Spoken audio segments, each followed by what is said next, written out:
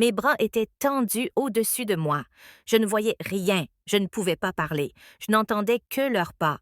Deux groupes se rapprochaient. J'étais à bout de souffle, piégée, et je n'avais aucune idée de ce qu'ils allaient faire ensuite, mais je le souhaitais. Avant de entrer dans le vif du sujet, ce texte est sorti un peu plus vite que prévu, mais j'avais trop hâte de le partager. Dites-moi si vous l'appréciez toujours. Commençons. J'avais déjà dit oui. Il n'y avait plus de retour en arrière possible. Les coussins étaient frais.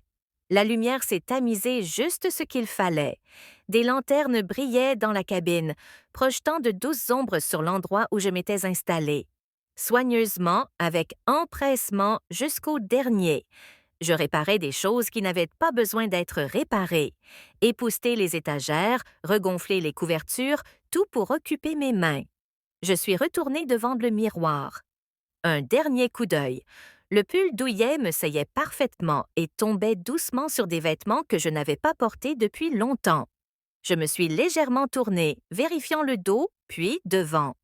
Je ne m'étais pas habillée pour me cacher, c'était le but. Mon cœur battait la chamade, non pas de peur, mais d'une émotion plus difficile à définir.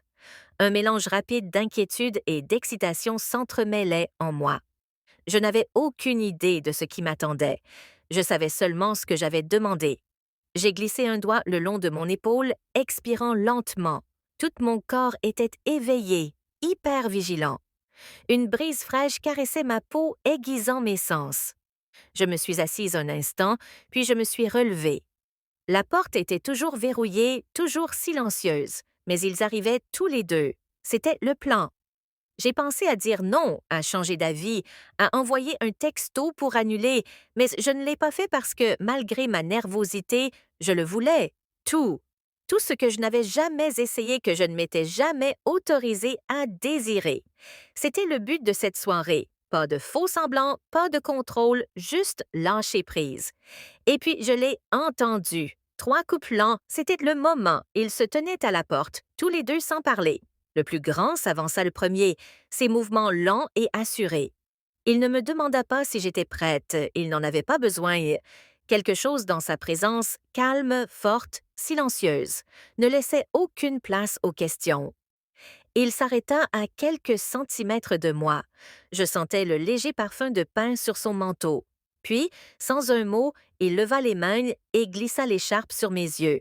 La lumière disparaissait. Mon monde se réduisit à ma respiration et au son. L'air s'épaissit. Ma respiration changea, j'entendis la porte claquer derrière moi, puis plus rien, juste le murmure du silence et la conscience de mon propre cœur qui battait. Je tremblais déjà et il ne m'avait même pas encore touché. Puis je le sentis tout près de moi. Sa main effleura mon flanc, puis s'y posa, stable, rassurante. Je restais immobile, incertaine, tendue, mais je ne reculais pas. Je ne le voulais pas. Sa main descendit plus bas, ajustant l'angle de ma posture, me déplaçant comme si je n'étais plus maîtresse de moi-même. Je le laissais faire. Chaque petit mouvement me procurait un frisson dans les jambes. Mon souffle se coupa lorsqu'il écarta mes pieds. J'obéis. L'écharpe sur mes yeux intensifia tout. Ses pas, le bruissement du tissu, le son de sa respiration. Lorsqu'il s'approcha, je sentis son épaule effleurer mon dos, la fermeté de son étreinte autour de mes hanches, la pression constante qui me guidait plus loin dans le plaisir. Puis il bougea, sans demander, sans prévenir, faisant simplement ce que j'avais demandé. Ma bouche s'entr'ouvrit instinctivement, un son s'échappa, discret, impatient. Mes mains se levèrent légèrement, puis restèrent suspendues, incertaines de la direction à prendre, incertaines de ce que j'étais autorisée à faire. Je ne m'étais jamais sentie aussi ouverte, aussi confiante, aussi incroyablement vivante. Il était lent au début, mais jamais doux. Il me guidait comme un être à guider, tourné, mis à l'épreuve, amené à participer. Son rythme était régulier, constant, comme s'il apprenait à mes pas à suivre les siens. Chaque seconde s'étirait et s'emballait à la fois. J'essayais de rester calme, de tenir bon, mais je n'ai pas tardé à n'y arriver. Chaque virage faisait jaillir une étincelle en moi. Mon souffle se coupait, mes jambes tremblaient. Je tournoyais vite, sauvagement et plus profondément que je ne l'aurais cru possible. Il ajusta sa prise, me serrant plus fort contre lui, s'assurant que je ne recule pas. Je n'avais pas besoin de voir, je sentais tout. Sa prise, son rythme, la guidance qui dissipait les inquiétudes et ne laissait place qu'à la joie. L'énergie m'envahit, mon esprit s'éclaircit. J'ai rié plus fort qu'avant. Je me fichais de qui m'entendait et je me suis laissé aller. Cela m'a traversé rapidement et soudainement. Une explosion de joie. Mon corps se détendit, m'ont séparé. J'ai laissé échapper un petit rire, impuissante à l'arrêter, tremblante sous le bouleversement de tout cela. Quand mes genoux ont commencé à fléchir, il m'a soutenue, ferme, silencieux, imperturbable. Ce n'est que lorsque c'est passé qu'il m'a lâché.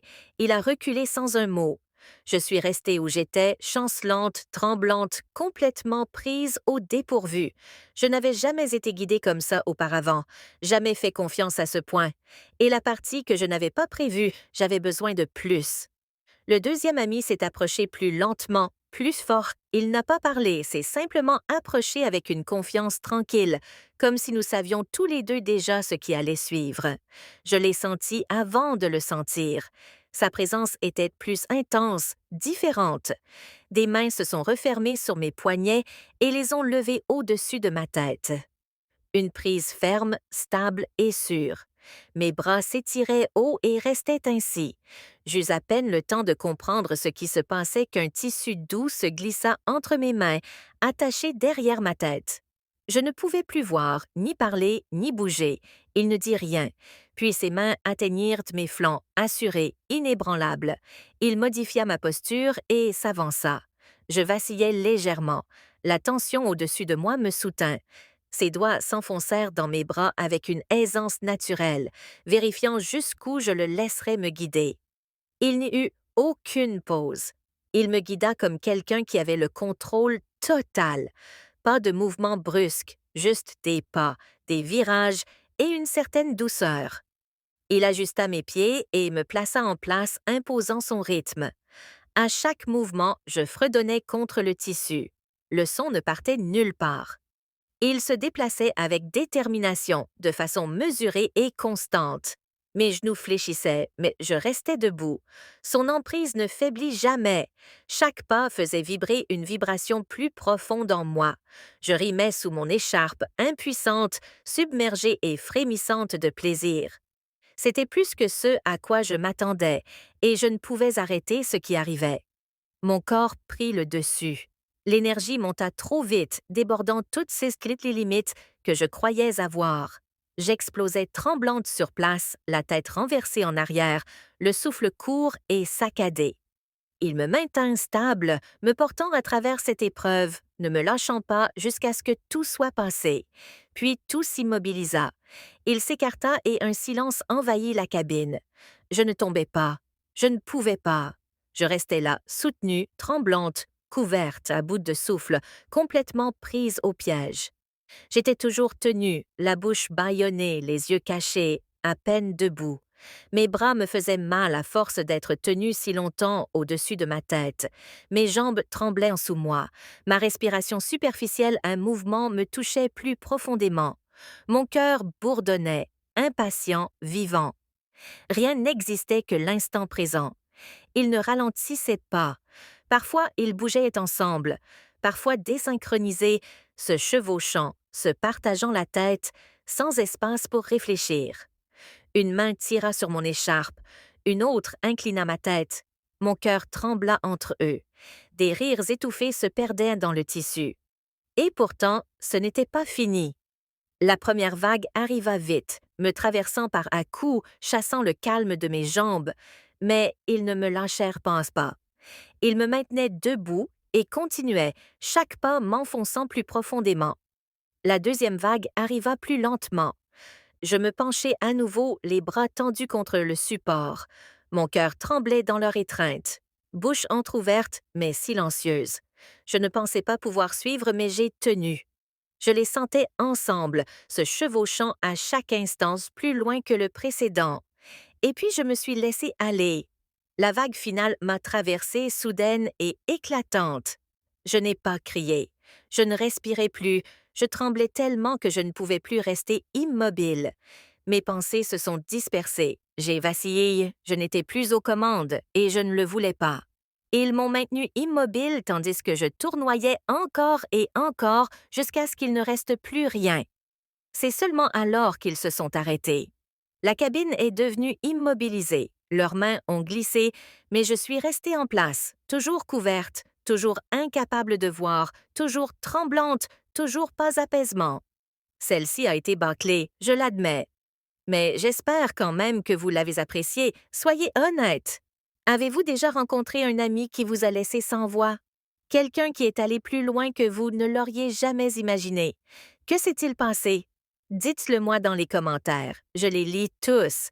Et n'oubliez pas de liker, de vous abonner et d'activer la cloche pour être les premiers informés de la sortie de la prochaine vidéo. Merci d'avoir regardé.